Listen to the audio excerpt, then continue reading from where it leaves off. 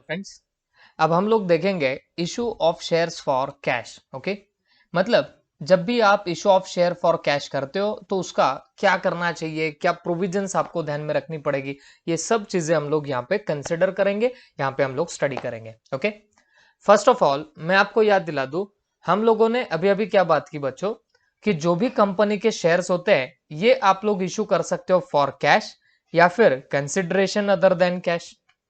तो कैश पे इशू कर सकते हैं, इसका मीनिंग क्या होता है बच्चों? The meaning is very simple. आप शेयर इशू करोगे, मतलब कंपनी शेयर इशू करेगी और कंपनी को क्या मिलेगा बताना, पैसा। ये क्या हो गया? Issue of shares for cash. और कंसिडरेशन अदर देन कैश किसको बोलते बच्चों? मतलब कंपनी को कोई असेट्स वगैरह मिलेगी और उसके बदले में कंपनी क्या कर देगी बताना, आपके शेयर्स इशू कर देगी, तो इसको क्या बोलेंगे? Consideration other than cash. अब हम लोग स्टडी कर रहे हैं issue of shares for cash. जब भी आप शेयर्स इशू करोगे for the purpose of cash तो उसकी आपने क्या प्रोविजंस वहां पे फुलफिल करनी पड़ेगी, ये सब चीजें हम लोग यहाँ पे स्टडी करेंगे। ओके, चलो थोड़ा सा डिस्कस कर दें। To issue shares private companies depend upon private placement of share. Okay, अब देखो आपको भी पता है कंपनीज अलग अलग टाइप की है, एक प्राइवेट कंपनी होती है और एक पब्लिक कंपनी है। जब भी मैं प्राइवेट कंपनी की बात करूं तो आपके दिमाग में फर्स्ट ऑफ ऑल एक चीज आ जानी चाहिए बच्चों, कि वो कंपनी जिसमें मैक्सिमम 200 मेंबर्स ही हो सकते हैं।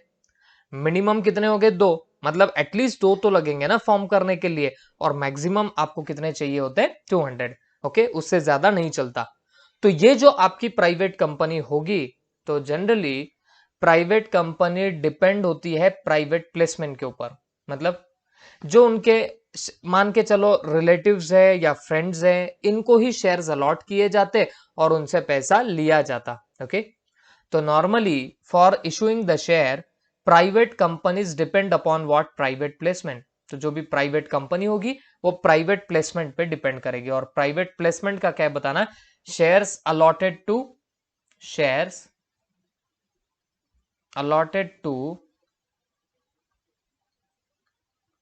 फ्रेंड्स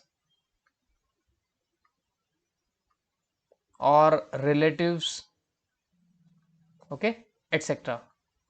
मतलब प्राइवेट प्लेसमेंट में क्या होता है, आप पब्लिक को शेयर्स बांटते नहीं बैठोगे, आप लोग क्या करोगे, जो भी आपके फ्रेंड्स होंगे या रिलेटिव्स होंगे उन्हें हम लोग शेयर्स अलॉट कर देते हैं। ओके, तो इसको बोला जाता है आपका private placement. Public companies issues a prospectus and invite a general public to subscribe the share. देखो दो टाइप की कंपनी है बच्चों, कौन कौन सी कंपनीज है आपकी? पब्लिक कंपनी और प्राइवेट कंपनी। हम किस बारे में चर्चा कर रहे हैं? इशू ऑफ शेयर्स के बारे में। तो डिपेंड करेगा आपकी कंपनी कौन सी है।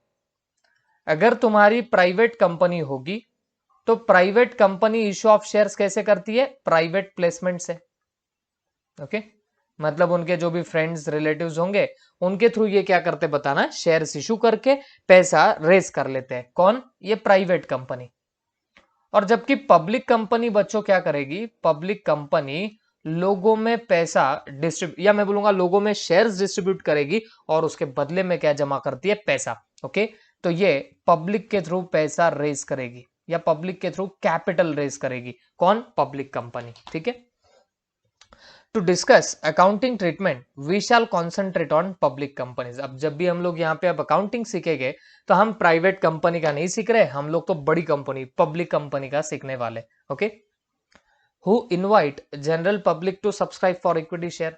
मतलब हम यहाँ अकाउंटिंग के पर्पस के लिए पब्लिक कंपनी के हिसाब से करेंगे, और पब्लिक कंपनी वो कंपनी है जो लोगों से पैसा मंगाती है। ओके, इन शॉर्ट मतलब जो पब्लिक से पैसा मंगाएगी ऐसी कंपनी, कौन सी कंपनी? पब्लिक कंपनी, उसकी हम लोग यहाँ पे अकाउंटिंग सीखने वाले। Okay, similarly accounting treatment is applicable in other cases. वैसे तो बाकी के भी केसेस में, मींस प्राइवेट कंपनी में भी अकाउंटिंग वैसे ही होता, बट हम लोग मेनली पब्लिक कंपनी की यहाँ डिस्कशन करेंगे।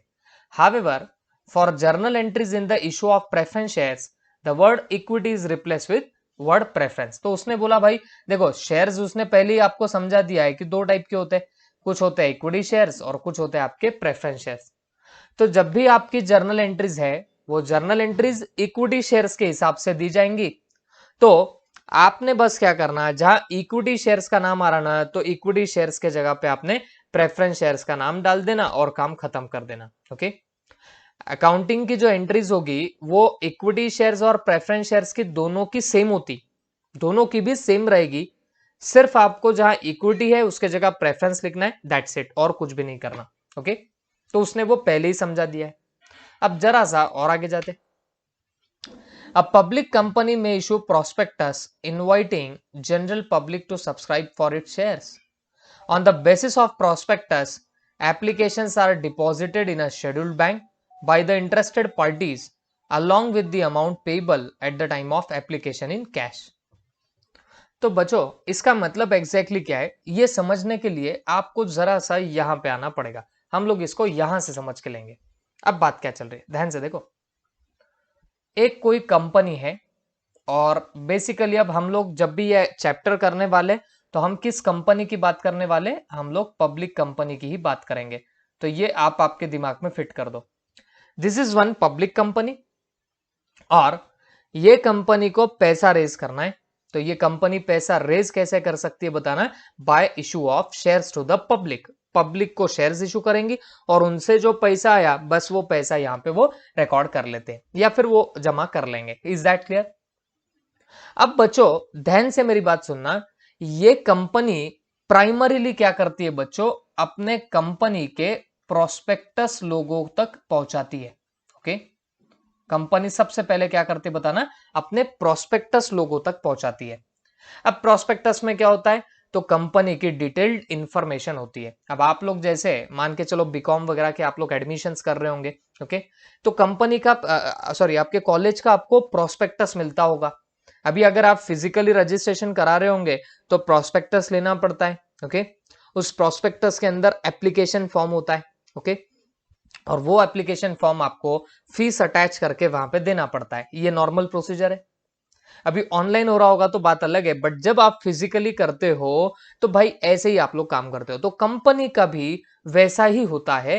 कंपनी भी अपना एक प्रोस्पेक्टस होता है कंपनी का, जिसके अंदर कंपनी की इन डिटेल्ड इंफॉर्मेशन होगी। कंपनी का पूरा डिटेल्ड इंफॉर्मेशन किसके अंदर होता है, इस प्रोस्पेक्टस के अंदर होता है। ठीक है, और इसी प्रोस्पेक्टस में होता है एप्लीकेशन फॉर्म।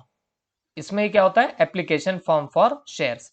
मतलब जिन जिन लोगों को कंपनी के शेयर्स परचेस करने हैं तो उन उन लोगों ने प्रोस्पेक्टस में से ये एप्लीकेशन फॉर्म निकालना, फिलअप करना, फीस लगाना या मैं बोलूंगा एप्लीकेशन अमाउंट लगाना और दे देना। किसको? सीधे बताना, सीधे कंपनी को दे देना। Is that clear?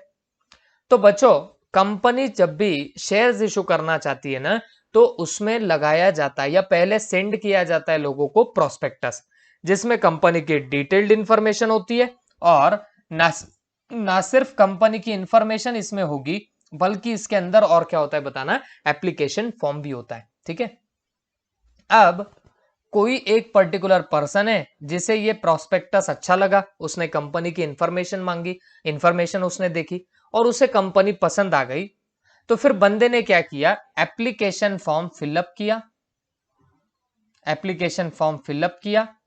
अच्छा, एप्लीकेशन कौन सा, शेयर्स के एप्लीकेशन का फॉर्म फिलअप करता है और इसके साथ कुछ अमाउंट जोड़ देता है। ओके, इसके साथ कुछ अमाउंट जोड़ देता है और ये जो अमाउंट है ये कंपनी को ट्रांसफर कर देता है। ओके, और फिर कंपनी बाद में क्या करती है, इसको फिर शेयर अलॉट करती है। अरे बात समझ रहे हो?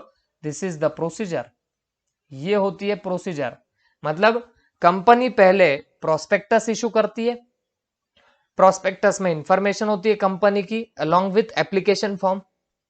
तो जो बंदा ये प्रोस्पेक्टस देखता, अगर उसको पसंद आता है प्रोस्पेक्टस, कंपनी की इंफॉर्मेशन अच्छी लगती है, कंपनी पे इंप्रेस होता है, तो फिर अकॉर्डिंगली वो एप्लीकेशन फॉर्म फिलअप करेगा और ये application form along with application की अमाउंट, ओके, तो एप्लीकेशन की अमाउंट के साथ में किसको दे देता है, कंपनी को। और कंपनी को अगर लगा कि भाई सारी डिटेल्स प्रॉपर है, इस बंदे ने सब डिटेल डाल के रखी है, तो company will be allotting him what, shares. Shares उसको कंपनी दे देती है। This is the procedure. Okay, ये प्रोसीजर रहेंगे। यही बात तो यहां पे भी बोली है। A public company issues a prospectus inviting general public to subscribe for it shares.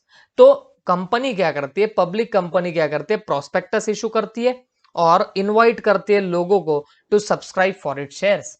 Okay, on the basis of prospectus applications are deposited in a scheduled bank by the interested party. अब यहां पे देखो ये interested party है, तो इसने application amount deposit किया है कंपनी को, बट डायरेक्टली कंपनी को नहीं करता। एक बात समझ के लेना बच्चों, डायरेक्टली कंपनी को नहीं किया जाता है, बीच में होती है एक बैंक जिसको बोलते हैं शेड्यूल्ड बैंक। ओके, तो इस बैंक में पहले पैसा डिपॉजिट करते और ये बैंक इसके पास पहुंचाती है, बताना पैसा आपके कंपनी के पास में पहुंचा देती है। ओके, तो this is the procedure of issuing your shares. I hope सबके दिमाग में क्या होगा। ठीक है, फर्स्ट इंस्टॉलमेंट पेड। अब एक बात और मैं आपको बता देता हूं, कंपनी शेयर्स पे पैसे कैसे मंगाती है। मान के चलो कंपनी के शेयर का फेस वैल्यू है, कंपनी के शेयर का फेस वैल्यू है ₹10। ओके, तो क्या कंपनी पूरे 10 के 10 रुपए एकदम से मंगाती? तो जवाब है एकदम से नहीं मंगाती। कंपनी कुछ इंस्टॉलमेंट्स में पैसा मंगाती है। ये 10 रुपया जो है ना बच्चों, ये कंपनी एकदम से नहीं मंगाएगी, तो कंपनी कुछ इंस्टॉलमेंट में पैसा मंगाती है। फर्स्ट इंस्टॉलमेंट होती है एप्लीकेशन के वक्त, मतलब ये जो बंदा है ना, जिसे अगर कंपनी के शेयर्स में इंटरेस्ट है, तो ये क्या करता है, एक अमाउंट एप्लीकेशन फॉर्म के साथ में लगा के दे देता। ये जो अमाउंट लगा के देता है ना एप्लीकेशन के साथ, तो उसको बोलते हैं एप्लीकेशन मनी। उसको क्या बोलेंगे, एप्लीकेशन मनी। मतलब जो भी इंटरेस्टेड बंदा है जो कंपनी के शेयर्स में इंटरेस्ट रखता हो, तो उसने एप्लीकेशन फॉर्म के साथ कुछ अमाउंट जोड़ना और कंपनी के शेड्यूल्ड बैंक में डाल देना। ये जो अमाउंट होगी ना, इसको बोला जाएगा application money. It will be called as what, application money. ठीक है, तो ये होती है पहली इंस्टॉलमेंट। फिर सेकंड इंस्टॉलमेंट में कब आपको पे करना पड़ता है, तो बात ध्यान में रखना, eight the time of allotment. Okay, allotment money. अब इसका मतलब क्या है, इस बंदे ने कंपनी के बैंक में पैसा तो डाल दिया, अप्लाई तो कर दिया कि साहब मैं आपके कंपनी में पैसा डालने के लिए इंटरेस्टेड हूं, तो इसने पैसा तो डाल दिया कहां पे, कंपनी में, और कंपनी ने इसे शेयर्स अलॉट भी कर दिए। कंपनी ने बोला भाई ले, तेरे को मैं इतने शेयर्स देती हूं। ये कौन बोलती है, कंपनी। तो company has given him shares also. अब जब कंपनी उसे शेयर अलॉट करती है ना बच्चों, तो शेयर्स अलॉट करते वक्त कंपनी हमेशा इस बंदे से और एक अमाउंट मांगती है। ओके, और एक एक इंस्टॉलमेंट मांगती है।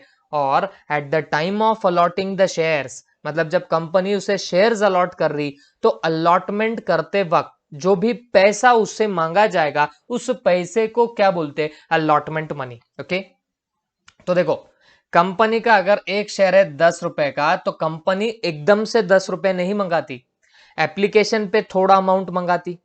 फिर अगर किसी को शेयर्स अलॉट कर रही, तो अलॉट करते वक्त और पैसा मंगाती है, और वो भी पैसा हो गया तो उसके बाद कभी कभी कंपनी क्या करती है बताना, फर्स्ट कॉल करती है। ओके, अलॉटमेंट के बाद में कभी तो भी जब उसको रिक्वायरमेंट हो तो फर्स्ट कॉल करती है, कभी कभी सेकंड कॉल भी करती है कंपनी, और कभी कभी तो फिर फाइनल कॉल ही कर देती है। अब ये फर्स्ट कॉल होगा कि सेकंड कॉल होगा या पहले कॉल में फाइनल कॉल होगा, हो सकता है, वो कंपनी पे डिपेंड करेगा। बट मैं आपको बस बोलना चाहूंगा, पहली अमाउंट शेयर होल्डर या इंटेंडिंग शेयर होल्डर किस फॉर्म में देता है, एप्लीकेशन मनी के फॉर्म में। तो अगर 10 रुपया फेस वैल्यू है शेयर की, तो पूरे 10 रुपए एकदम से नहीं जाते। हो सकता है एप्लीकेशन पे 2 रुपए जाए, अलॉटमेंट पे 3 रुपीज जाए, 2 रुपए वापिस से फर्स्ट कॉल पे जाए। ओके, 1 रुपया जाए कहां पे, सेकंड कॉल पे, और फाइनल कॉल पे लेट से 2 रुपया चला जाए। तो आप लोग अगर देखोगे तो ऐसे करके 10 रुपए कंपनी धीरे धीरे करके मंगाती है। ओके, इसमें ये तो कंपलसरीली होता है, जब भी पैसा मंगाती है कंपनी, तो ये 2 इंस्टॉलमेंट तो कंपलसरी होती है, ये ऑप्शनल होती है। हो सकता है कंपनी 2 रुपए एप्लीकेशन पे मंगाए, 3 रुपए अलॉटमेंट पे मंगाए। शेयर है कितने फेस वैल्यू का, 10, तो अब बचे कितने, 5। हो सकता है डायरेक्ट कंपनी फर्स्ट कॉल में ही 5 रुपए मंगाए। हो सकता है क्या ऐसा, तो जवाब है हो सकता। हो सकता है फर्स्ट कॉल में 2 रुपया मंगाए और बैलेंस जितना बच रहा और पूरा की पूरा वो कंपनी फाइनल कॉल करके मंगा ले। तो ये बातें कंपनी पे डिपेंड करती, बट आप इतना पकड़ो कि ये कंपलसरीली 2 इंस्टॉलमेंट तो होती ही है। एकदम से पूरा कंपनी 10 रुपया मंगाती क्या, एक शेयर के पीछे नहीं मंगाती। Is that clear? तो बचो, यही बात यहां पे अब दी गई है। देखो, first installment paid, first installment paid along with application is called as application money. ये मैंने अभी आपको समझाया कि जब कोई बंदा कंपनी में इंटरेस्ट लेता तो वो कंपनी को eight the time of application जो पैसा देता, ये देखो ये वाला पैसा एप्लीकेशन करते वक्त का, तो इसको क्या बोलेंगे? Application money. Okay, as per section 39 of the companies act 2013, application money must be at least, application money must be at least 5% of nominal value of shares. मतलब आपकी जो एप्लीकेशन मनी चाहिए वो कम से कम कितनी चाहिए बताना है? 5% of nominal value of shares. तो जो भी आपकी फेस वैल्यू रहेगी ना, तो उसका एटलीस्ट 5% तो भी आपको मंगाना पड़ेगा एट द टाइम ऑफ, और at the time of application. Okay, after the closing date of issue, the company decides about allotment of share in consultation with SEBI unless minimum subscription is received. Okay, तो यहां पे आगे लिखा है, a company can not proceed to allot shares until minimum subscription is received. अब पहले तो आप यहां पे एक बात लिख देना, हमारा जो कंपनीज एक्ट 2013 है, ओके, कंपनीज एक्ट 2013 है, वो बोलता कि भाई तुम्हें इंस्टॉलमेंट में पैसा मंगाना है, इंस्टॉलमेंट में मंगाओ, कोई दिक्कत नहीं।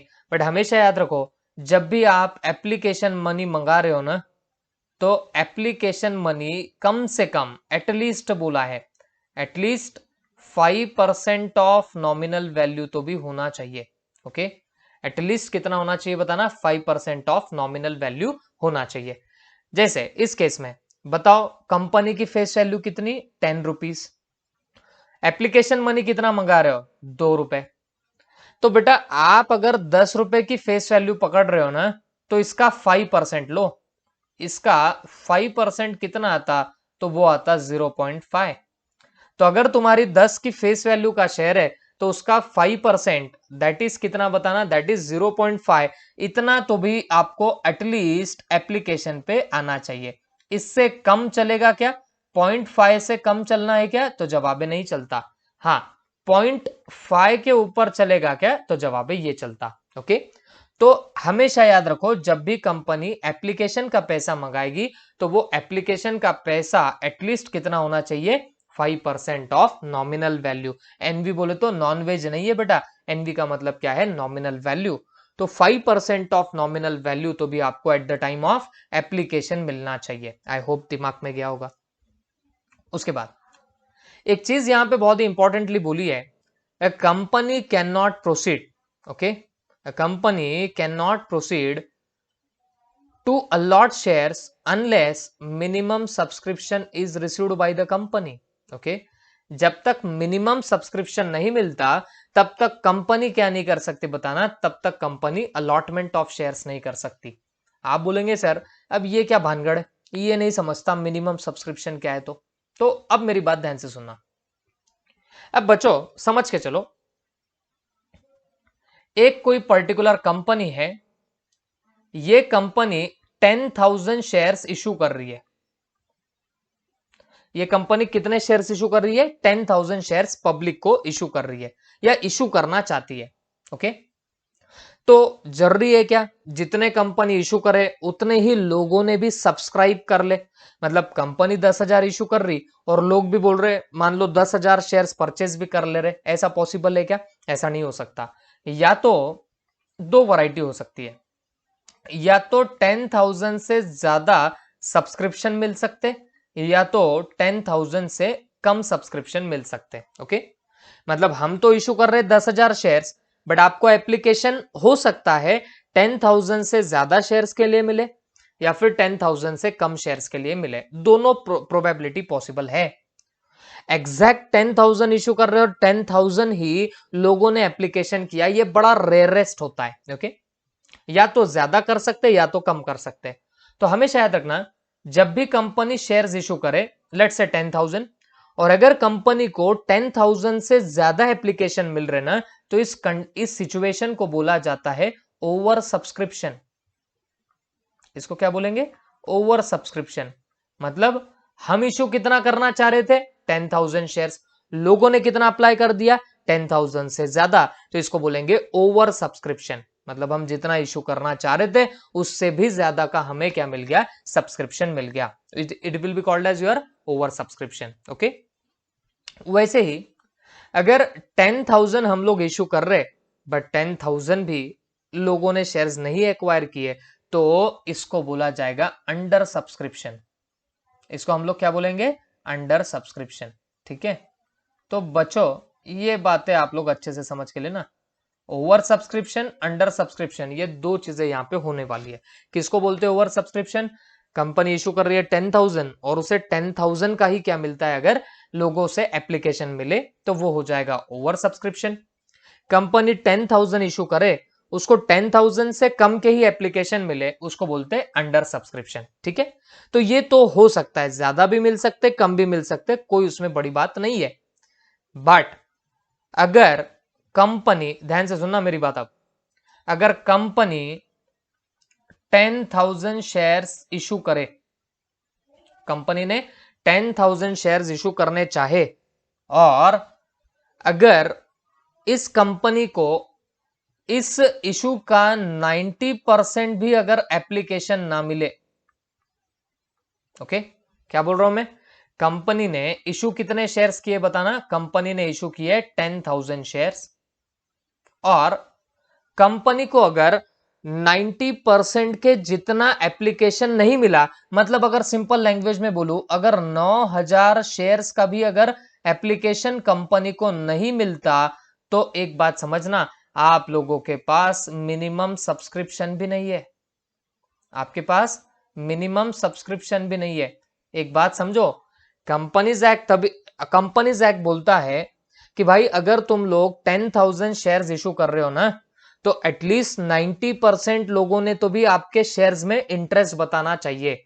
मतलब अगर तुम 10,000 इशू कर रहे और तुम्हारे पास अगर एप्लीकेशन 9,000 या उससे ऊपर आ जाए, तो इसका मतलब तुम्हारी कंपनी के शेयर्स में लोग ज्यादा इंटरेस्ट कर रहे हैं। ओके, तो फिर कंपनीज एक्ट भी बोलता है तो तुम बिंदास तब क्या करो, आपके शेयर्स इशू करने लग जाओ, अलॉट करने लग जाओ। ठीक है, बट कंपनीज एक्ट बोलता भाई तुम 10,000 इशू कर रहे और लेट से तुमको एप्लीकेशन सिर्फ कितने के मिल रहे? 8,000 के मिल रहे, दैट इज 90% से भी कम मिल रहे। बात समझो, अगर आपको एप्लीकेशन, देखो आप इशू ऑफ शेयर्स कितना कर रहे हो? 10,000 का। इशू ऑफ शेयर्स कितना कर रहे हो? 10,000 का। और आपको जो एप्लीकेशन मिल रहा वो सिर्फ कितने का मिल रहा? 8,000 का मिल रहा, दैट इज 90% से भी आपको कम का एप्लीकेशन मिला। तो फिर कंपनीज एक्ट बोलता है अरे भाई तुम्हारी औकात नहीं है, तुमने 10,000 के शेयर्स इशू किए और लोगों ने तुम्हारे में इंटरेस्ट सिर्फ कितने का बताया? सिर्फ आपको तो भाई 80,000 एप्लीकेशन मिले, मींस सिर्फ 80% लोग ही इंटरेस्ट बता रहे। कंपनीज एक्ट बोलता है हमें तुम्हारे पे भरोसा तब आएगा जब आपको एप्लीकेशन 90% या उससे ज्यादा मिलेगा, तो हमको मजा आएगा, हमको तुम पे भरोसा होगा। ओके, तो बच्चों हमेशा याद रखो, अगर आपको शेयर्स इशू करने के बाद 90% या उससे ज्यादा एप्लीकेशन मिले, तो ही कोई कंपनी शेयर्स अलॉट कर सकती है। व्हाट आई एम टेलिंग, अगर आप जब भी शेयर्स अलॉट कर रहे हो, तो इशू करते वक्त अगर आपको 90% से ज्यादा का क्या मिलता है बताना? आपको एप्लीकेशन मिलता है, तो आप लोग शेयर्स अलॉट कर सकते हो। और अगर 90% से कम अगर आपको एप्लीकेशन मिले, तो एक बात आपके दिमाग में रख लेना, आप फिर कभी भी शेयर्स इशू नहीं कर पाओगे। कभी भी का मतलब है इस पर्टिकुलर इशू को आपको नहीं करना पड़ेगा, या आप लोग कर ही नहीं सकते। ओके, तो व्हाट आई एम टेलिंग, ये मिनिमम सब्सक्रिप्शन क्या होता है बच्चों? तो मिनिमम सब्सक्रिप्शन एक क्लॉज है जो कंपनीज एक्ट में डाला हुआ है। कंपनीज एक्ट बोलता है at least 90% application should be received, at least 90% application should be received, मतलब कम से कम 90% तो भी आपको एप्लीकेशन मिलने चाहिए। ओके, उससे ज्यादा मिला चलेगा, बट उससे कम नहीं चलता। इफ नॉट मतलब अगर ये नहीं होता, if not then no issue of shares.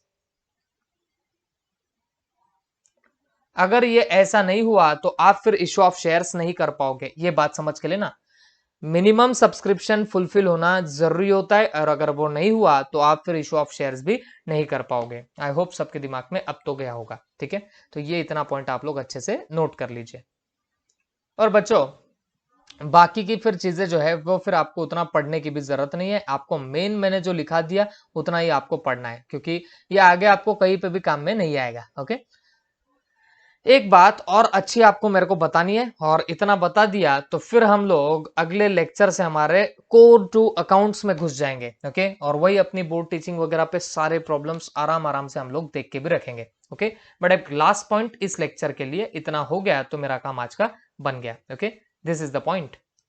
अब ये क्या है, आप बोलेंगे सर ये ऊपर का कुछ पढ़ने की जरूरत है क्या? बिंदास छोड़ दो, कोई जरूरत नहीं। ये कोर टू लॉ है, लॉ का हम लोग यहाँ पढ़ ही नहीं रहे, और इवन आपके कंपनी लॉ में भी ये सब चीजें है ही नहीं, तो इसलिए हम लोग दिमाग नहीं डाल रहे। ओके, अब यहाँ पे ध्यान देना। देखो बच्चों, हमने अभी अभी क्या बोला, हमारे कंपनीज एक्ट के हिसाब से application money at least 5% of face value होनी चाहिए। ओके, देखो एटलीस्ट आपके पास में 5% की एप्लीकेशन मनी आनी चाहिए, ये हमने देखा अभी अभी, तो मैंने आपको बताया भी था, अगर शेयर आपका 10 रुपए का है तो आपको एटलीस्ट 0.5 रुपीज तो भी एप्लीकेशन पे मिलने चाहिए। ओके, उससे ज्यादा मिला चलेगा, उससे कम मिला नहीं चलेगा, ये कंपनीज एक्ट बोलता है।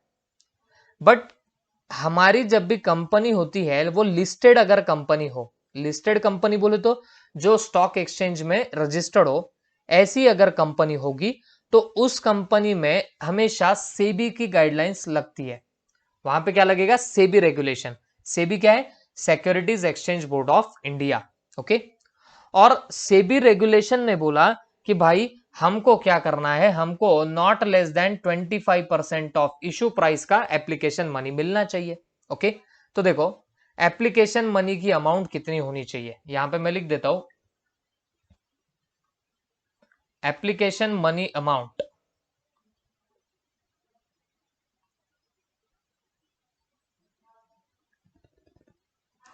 Application money amount. ओके, तो इसके करता हूं दो पार्ट, एक करता हूं कंपनीज एक्ट और एक करता हूं सेबी के अकॉर्डिंग।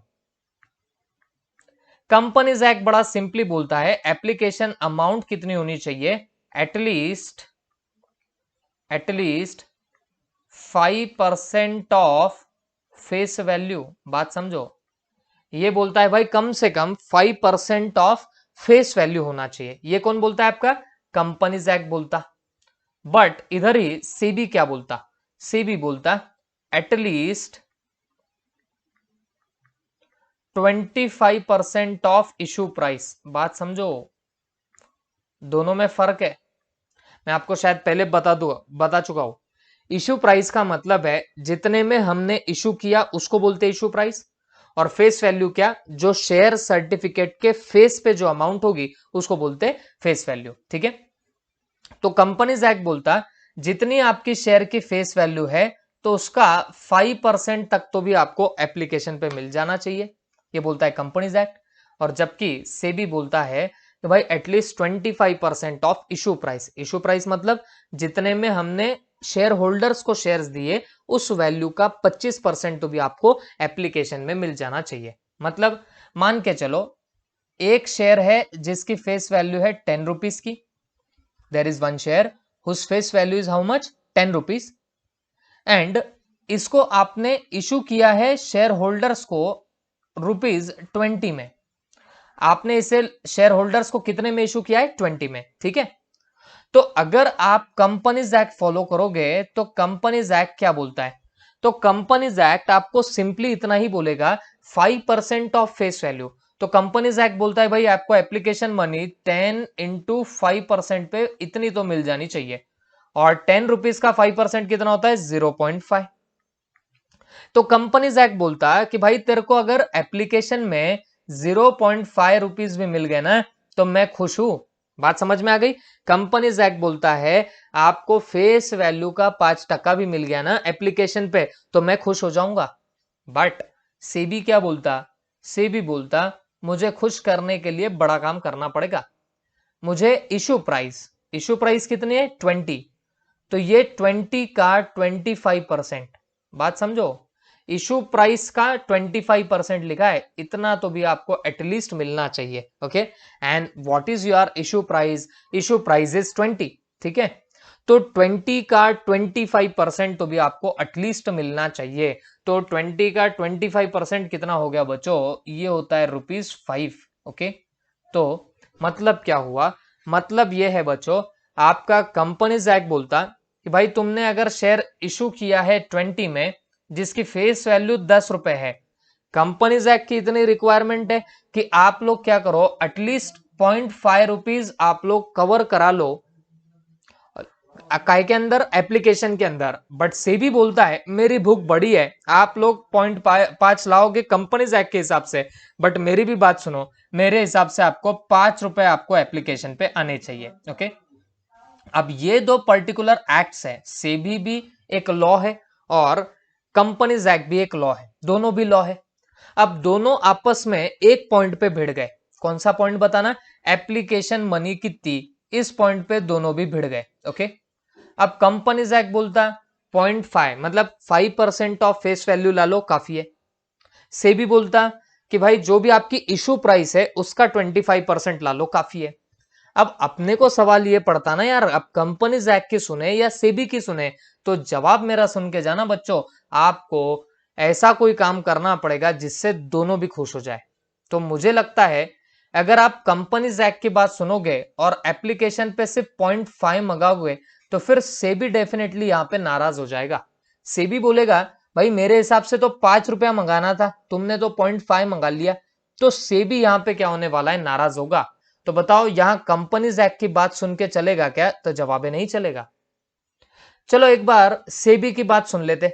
सेबी बोलता है भाई 5 रुपए मंगाओ, अगर हमने एप्लीकेशन पे 5 रुपए मंगा लिए तो क्या होगा, सेबी तो डेफिनेटली खुश हो जाएगा।